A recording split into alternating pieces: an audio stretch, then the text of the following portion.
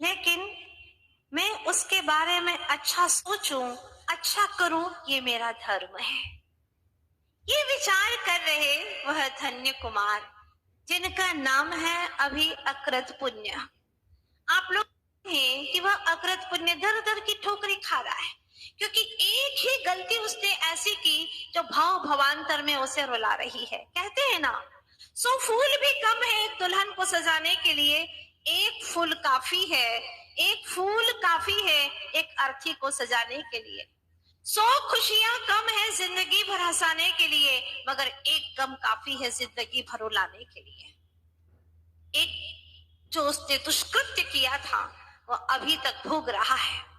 एक कर्म काफी है भव भव रुलाने के लिए। और आपको ज्ञात था कि कल वह दर दर की ठोकरें खाते खाते नगरी तक को छोड़ दिया, और जब नगरी को छोड़ा उस वक्त क्या स्थिति हुई थी। पर्वत रोया रोई नदी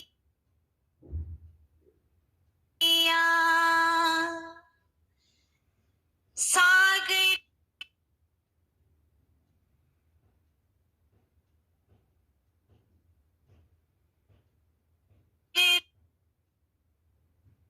थर्राया से निकले माँ बेटे तो परिजन पुरजन का मन भर आया। सारे पुरजन जो गांव के लोग थे उनका भी दिल भर आया, चले गए। लेकिन आगे जाने के बाद में भी मुखिया के यहाँ पर रहने पर भी बच्चे को चैन कहाँ थी। वो तो दिन रात उनकी मार खाता, बचा कुचा खाता। पर अब खीर के लिए सामान भी दिया है तो बनने में देर है। हम दूसरे क्षेत्र में चले गए थे जहां पर धन्य कुमार ने जन्म लिया है, और जन्म लेने के बाद भी जहां जाना वह धन ही धन उसे प्राप्त हो रहा है। आप लोगों ने देखा कि जब वह धन्य कुमार सोचता है कि अब मैं क्या करूं, क्या ऐसा करूं कि जिससे इस धन से भी छुटकारा मिले। लेकिन अभी धन से छुटकारा मिलने वाला नहीं है। आप सब लोग भूल तो नहीं गए हैं ना, याद है? वो उसके जो भाई हैं, 6 भाई, वो उससे बहुत ईर्ष्या करते हैं। और ईर्ष्या वही करता है जिसके पास में कुछ नहीं होता है। अगर उसके पास में सब कुछ है तो ईर्ष्या करने की आवश्यकता ही नहीं है। ईर्ष्या करने से ज्ञान तंतु तो नष्ट होते ही हैं, हमारा वर्तमान भी और भविष्य भी बर्बाद हो जाता है। लेकिन कौन समझाए उन भाइयों को। अब की बार उन्होंने ठान लिया कि इसे मारना ही है, और षड्यंत्र किया, पर महामंत्र के आगे कुछ नहीं चलती है। देखिएगा हो क्या। जब वहां आपस में षड्यंत्र करके कहते माँ आज हम बावड़ी पर जाएंगे, तब धन्य कुमार सुनता है, कहता है माँ मैं भी जाऊंगा। माँ ने कहा नहीं, अभी तुम बहुत छोटे हो, अभी नहीं जाओगे। लेकिन जिद की, नहीं मैं तो जाऊंगा माँ, मुझे भी जाना है। ठीक है, अगर जाना है तो तुम जाओ, लेकिन देखो तुम सब तुम्हारे भाई को संभाल करके घर पे लेकर के आना, कुछ गड़बड़ ना हो। ये बहुत चंचल भी है, छोटा भी है, इसका ध्यान रखना। ठीक है। और अपने षड्यंत्र के तहत सभी चले जाते हैं। जाने के बाद में सारे भाई बावड़ी के वहां पर, जो बहुत गहरी बावड़ी थी, वहां पर कहते हैं कि पहले मैं कूदूंगा। दूसरा कहते हैं नहीं नहीं मैं कूदूंगा। तब धन्य बोलते हैं नहीं नहीं पहले तो मैं ही कूदूंगा, क्योंकि हर काम को पहले करने का जो उनका भाव सदा रहता था। मोक्ष भी पहले मैं जाऊंगा, हमेशा कहते थे। साधु भी पहले मैं बनूंगा, और बावड़ी में भी पहले मैं कूदूंगा। वो तो चाहते ही थे कि ये कूदे सबसे पहले। और जैसे ही वह कूदते हैं, उनके ऊपर एक बहुत बड़ी चट्टान डाल देते हैं। जैसे ही चट्टान डाली, वो नीचे की ओर जाने लगे। भले ही बावड़ी में डाल दे, कोई चाहे कितना ही उपसर्ग करे, लेकिन जिसका पुण्य का कवच मजबूत है, उसका कोई भी बाल भी बाका नहीं कर सकता। जैसे ही वह डूबने लगे, उन्हें बात समझ में आ गई कि सारे भाइयों का षड्यंत्र है। लेकिन कोई बात नहीं। माँ ने कहा था कि बेटा हर परिस्थिति में महामंत्र का स्मरण करते रहना। बस उसे याद आ गया और महामंत्र का स्मरण करने लगा। कहते हैं ना, डूबा जो तेरी भक्ति में, भव सिंधु से वो तर गया, इस पार में था रह गया, जो डूबने से डर गया।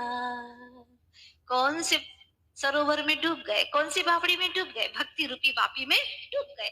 भले ही भाइयों ने पानी में डुबो दिया हो, लेकिन वो तो भक्ति के सरोवर में डूब गए और ऐसे डूबे, ऐसे तल्लीन हो गए प्रभु पार्श्वनाथ की भक्ति में कि बस पता ही नहीं चला, जल देवता का आसन कंपायमान हो गया। आप लोग गाते हैं ना, जब कोई नहीं आता बड़े बाबा आते हैं, मेरे दुख के दिनों में वो बड़े काम आते हैं। हाँ, ऐसे ही नहीं काम में आते। अपना घर आलीशान है 5 करोड़ का, पर बड़े बाबा के चरण में आकर के तो एक पैसा भी नहीं देंगे, क्योंकि ये तो सब हमारे लिए है। तो बड़े बाबा की भक्ति ऐसे नहीं होती। अगर धन है तो धन अर्पित करके भी भक्ति करो, मन है तो मन समर्पित करके भक्ति करो, और तन है तो अपने काया से भी भगवान की भक्ति।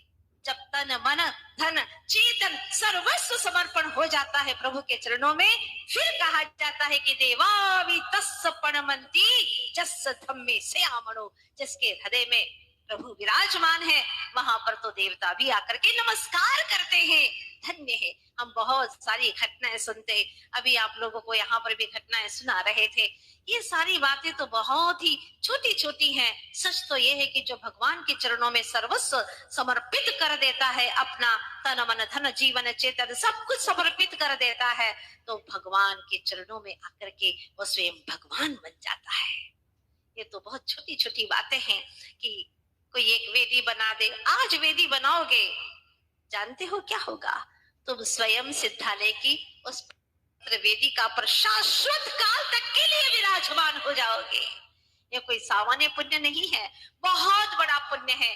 जो आज गुरु मंदिर में कक्ष बनाता है, उसका ज्ञान कक्ष पवित्र हो जाता है, और उस ज्ञान कक्ष के ऊपर जिस गुरु महाराज के हृदय में भगवान विराजमान होते हैं, तो सोचिएगा कि मंदिर में अचेतन मूर्तियां हम विराजमान करते हैं, पर गुरु मंदिर में यानी जो संत भवन आदि है, वहां पर गुरु विराजमान होते हैं और गुरु के हृदय में भगवान विराजमान होते हैं। यानी संत भवन में गुरु भी है और भगवान भी है, ये दोनों ही विराजमान हो जाते हैं। चेतन और अचेतन दोनों ही मूर्तियां विराजमान होती है। बहुत सौभाग्यशाली होते हैं वे जो साक्षात सादृश्य पुण्य का अर्जन करते हैं, जिसके विचार पवित्र होते हैं। और वह छोटा सा बालक क्या सोचता है, मन में विचार करता है, इनका कोई दोष नहीं है। अरे भाई तो कर्म में निमित्त बने हैं, उनका क्या दोष है? वो बेचारे अपना अहित करके मेरे कर्मों का साथ दे रहे हैं,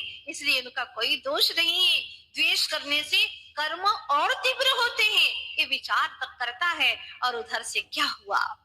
यूं तो क्या क्या नजर नहीं आता, उनका दामन नजर नहीं आता। झोलियां सबकी भर जाती हैं, मगर देने वाला नजर नहीं आता। बस जल देवता का आसन कंपायमान हुआ और उसने जान लिया कि मेरे प्रभु भक्त के ऊपर घोर संकट आया है। तत्काल आता है और चट्टान को हटा देता है, जल के अंदर ही वायु को प्रवाहित कर देता है, और वह चैन की है ऊपर लेकर के आते हैं, और उस बावड़ी के अंदर ही बहुत सुंदर सिंहासन बना करके उस बालक को वहीं पर बिठा देते हैं, जय जयकार करते हैं। तब वह देखता रह जाता है और आकर के उसको दिव्य वस्त्र और आभूषण प्रदान करते हैं। कहते हैं आप चिंता न करो, जब तक आपके घट में, आपके हृदय में महामंत्र है, प्रभु पारस का ध्यान है, चिंतन है, आपका समर्पण है, तब तक वन देवता हो या नगर देवता हो या जल देवता हो, वो सब आपकी सहायता में सदा तत्पर रहेंगे। कहीं पर भी जाओ, आपको कोई परेशानी नहीं होगी। जब इस तरह से कहते हैं, उसको कोई फर्क नहीं पड़ता, क्योंकि माँ ने कहा था मुझे विश्वास है, प्रभु की भक्ति है मेरे हृदय में, तो कोई भी मेरा बाल बांका नहीं कर सकता। ऐसा दृढ़ श्रद्धान था। और फिर बाहर जब आता है तब वह सोचता है अब मैं क्या करूं, माँ बहुत दुखी होगी। और उधर से माँ पूछती है, बेटा तुम सब आ गए, छोटा कहाँ है? माँ पता नहीं, इधर उधर खेल रहा था और चला गया, हमने बहुत आवाजें दी लेकिन आया ही नहीं। आ जाएगा ना माँ, चिंता क्यों करती हो? और इस तरह से कहने लगे, मगर माँ को चैन कहा, बड़ी बेचैन थी माँ, सोचने लगी क्या हो गया। और इधर से भाई भी सोचने लगे कि वो तो मर ही गया होगा, जीवित रह ही नहीं सकता। बहुत खुशियां मना रहे थे।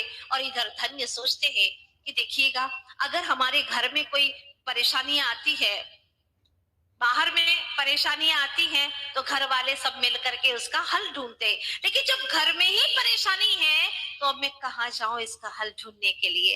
कहते हैं ना कि यदि पानी में हो कश्ती तो तकदीर काम आए, पर जब कश्ती में ही हो पानी तो क्या खाक तकदीर काम आए? पानी में अगर कश्ती है तो तकदीर काम में आ सकती है, पर जब कश्ती में ही पानी भर जाए तो अब क्या तकदीर काम आएगी, समझ में नहीं आता।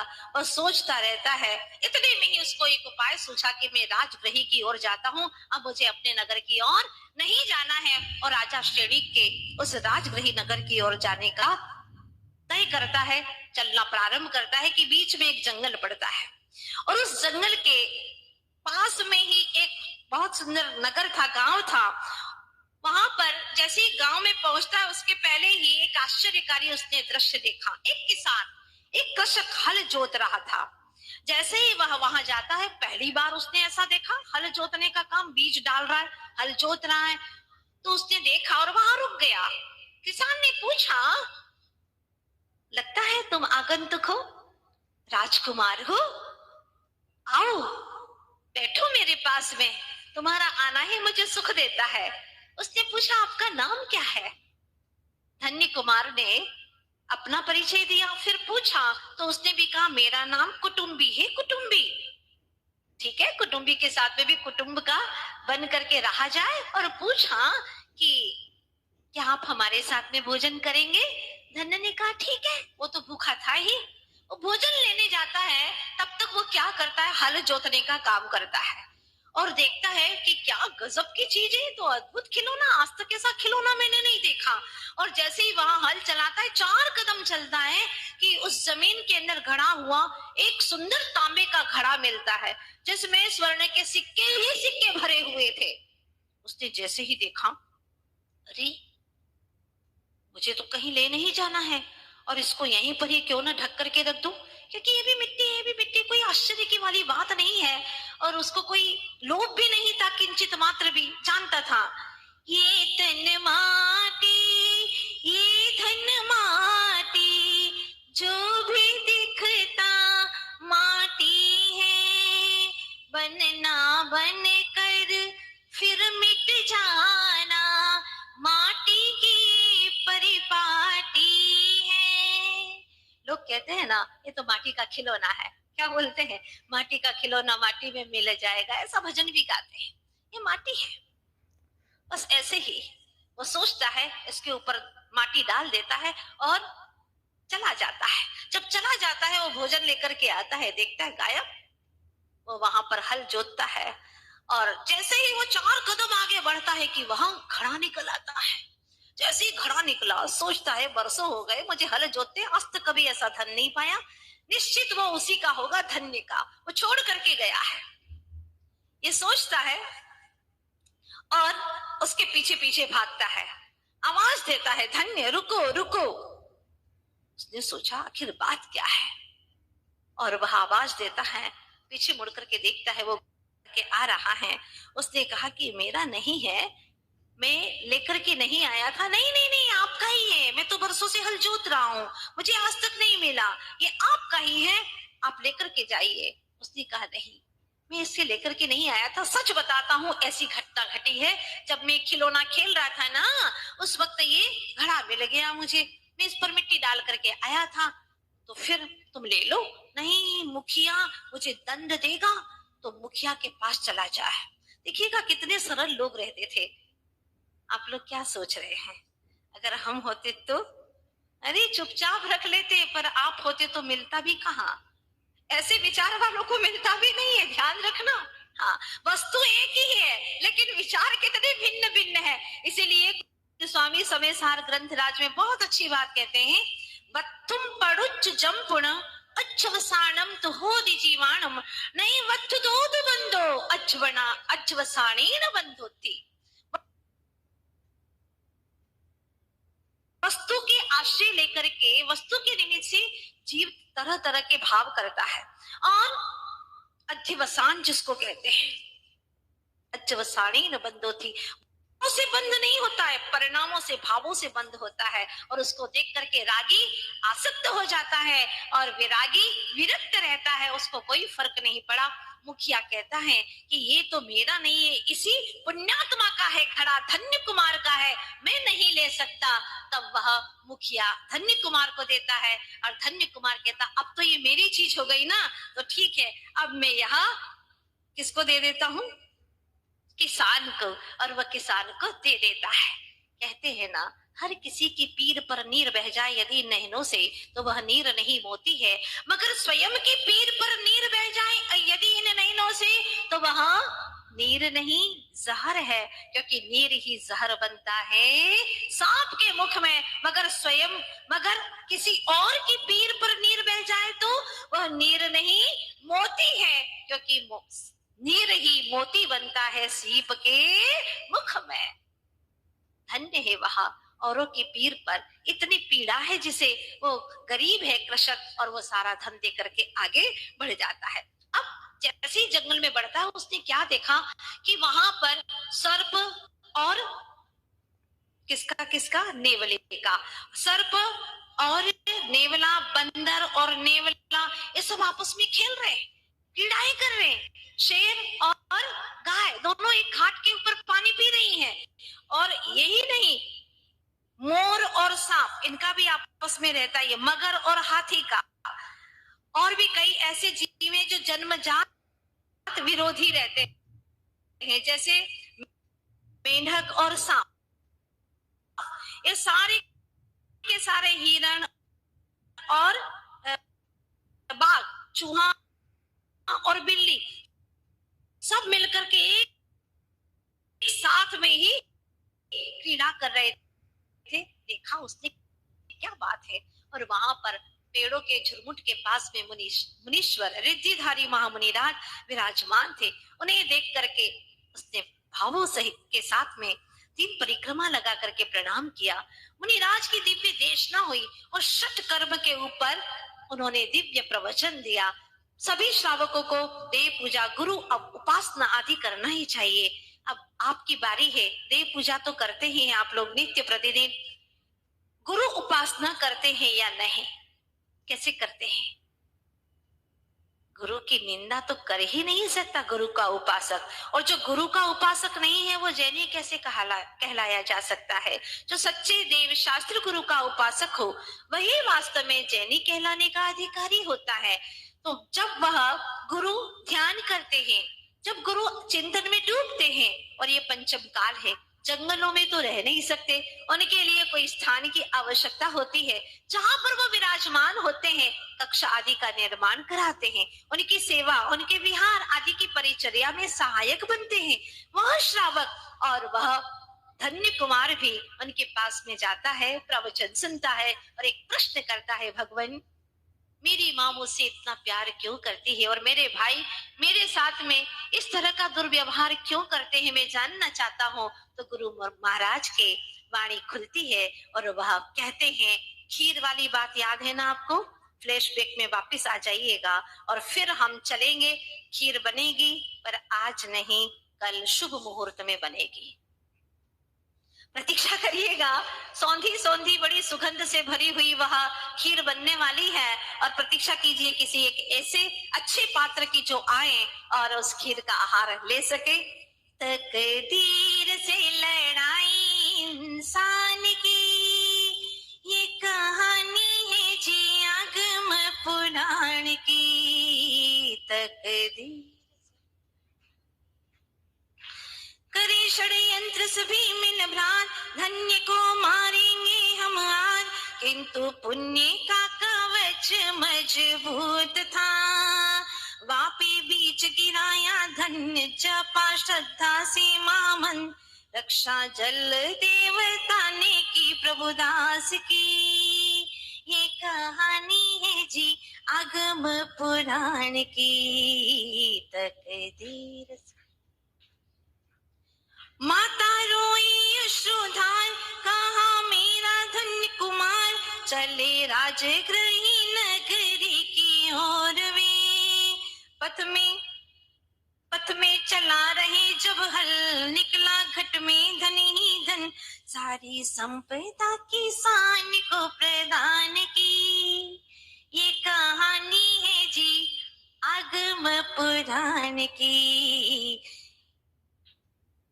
आगे क्या हुआ जानते हैं ना आप? सोचा खेलो ना यह खेल, आगे वन की पाकर गेल, सुने वचन वहां श्री मुनि राज के। पूछा माँ को क्यों अति प्रेम सुनकर, जन्म के वेन स्मृति खीर की आई मुनि दान की। ये कहानी है जी तकदीर से लड़ाई इंसान की। ये कहानी है जी आगम पुराण की। सभी भक्तगण हम प्रतीक्षा करते हैं कल खीर बनेगी और क्या होता है उस खीर से। बोलिए महावीर भगवान की, श्री सांवलिया पारसनाथ भगवान की, संत शिरोमणि अध्यात्म योगी आचार्य गुरुवर श्री विद्यासागर जी महाराज की, आदि का रत्न श्री